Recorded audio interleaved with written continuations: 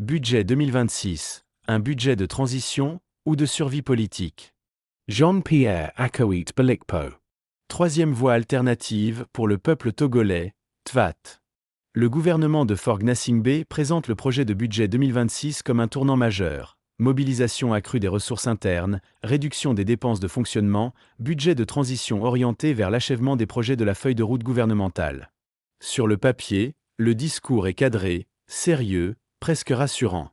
Mais derrière les mots et les chiffres, une question simple demeure. Transition vers quoi et pour qui ? Depuis plusieurs années, les textes budgétaires sont présentés comme des instruments de modernisation et de stabilité. Pourtant, le quotidien d'une grande partie de la population raconte une autre histoire. Revenus stagnants, coût de la vie en hausse, services publics fragilisés, chômage des jeunes persistant. À l'heure où le ministre des Finances évoque l'autonomie financière de l'action publique et une rationalisation des dépenses, il devient légitime de s'interroger sur la réalité sociale de ces orientations. Le premier axe mis en avant, celui de la mobilisation accrue des ressources internes, soulève une interrogation fondamentale. Sur qui reposera l'effort ? La recherche de nouvelles recettes peut prendre plusieurs formes. Elle peut cibler la fraude fiscale des plus puissants, les rentes protégées, les exonérations opaques, les circuits de détournement bien connus. Mais elle peut aussi, plus discrètement, se traduire par une multiplication de taxes et de prélèvements sur les petits commerçants, les transporteurs, les travailleurs informels, ces millions de citoyens qui n'ont ni capital de lobbying ni relais dans les sphères de décision. Tant qu'aucune stratégie claire et crédible de lutte contre la corruption, la fuite des capitaux et les privilèges fiscaux n'est mise sur la table. Parler de mobiliser les ressources internes risque de signifier, en pratique, faire payer d'abord ceux qui ont le moins de marge de manœuvre. Le deuxième pilier, la réduction des dépenses de fonctionnement de 20 à 30%, appelle le même souci de précision. Tout dépend, là encore, de quelles dépenses on parle. S'il s'agit de limiter les dépenses de prestige, les missions extérieures sans impact, les doublons administratifs, les flottes de véhicules de luxe ou les opérations de communication coûteuses, peu de citoyens s'en plaindront. Mais si la rationalisation touche surtout les hôpitaux, les écoles, la justice, l'entretien des infrastructures de base, alors le mot devient un euphémisme pour désigner une dégradation silencieuse des services publics. Le terme de budget de transition mérite, lui aussi, d'être questionné.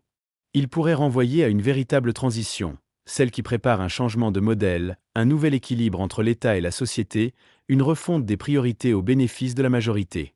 Mais il peut aussi désigner une toute autre réalité, un budget de fin de cycle qui vise à achever les chantiers engagés, verrouiller des contrats, consolider des choix passés, avant que d'éventuels rapports de force politique ne se modifient.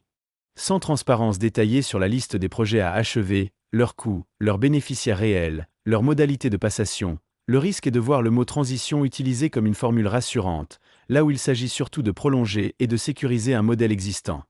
À ces questions s'ajoute celle de la méthode. Le temps laissé aux représentants pour examiner le projet, la qualité de l'information mise à leur disposition, la possibilité d'auditions publiques et de débats ouverts avec la société civile sont autant d'indicateurs de la sincérité du processus. Lorsqu'un budget est transmis tardivement, lorsque les marges d'amendement sont réduites, lorsque le débat public est faible, la procédure parlementaire risque de se transformer en simple formalité d'enregistrement. Or, un budget n'est pas qu'un exercice comptable techniquement correct. C'est un acte politique et moral. Il exprime à qui l'on demande des sacrifices et qui l'on choisit de protéger. Il dit quelle place est faite à la justice sociale, à l'emploi, à la jeunesse, à la protection des plus vulnérables. Il raconte, en creux, le projet de société que l'on privilégie. Face au projet de budget 2026, les citoyens sont en droit d'attendre des réponses claires à quelques questions élémentaires. Qui supportera l'essentiel de l'effort fiscal ? Quels types de dépenses seront effectivement réduits ? Quels projets seront achevés en priorité, au bénéfice de qui, et sur la base de quels audits ?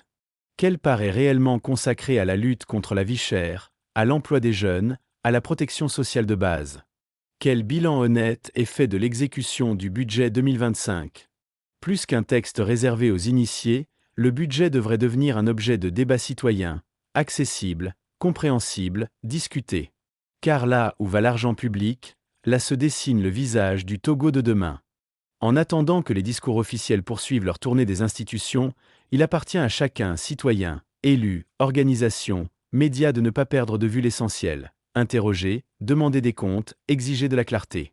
C'est à ce prix que la notion de transition pourra un jour signifier autre chose qu'un slogan budgétaire, et devenir le nom d'une véritable refondation au service du peuple. TVAT Média, Direction Stratégie et Refondation. Chicago, Loam 26 November 2025.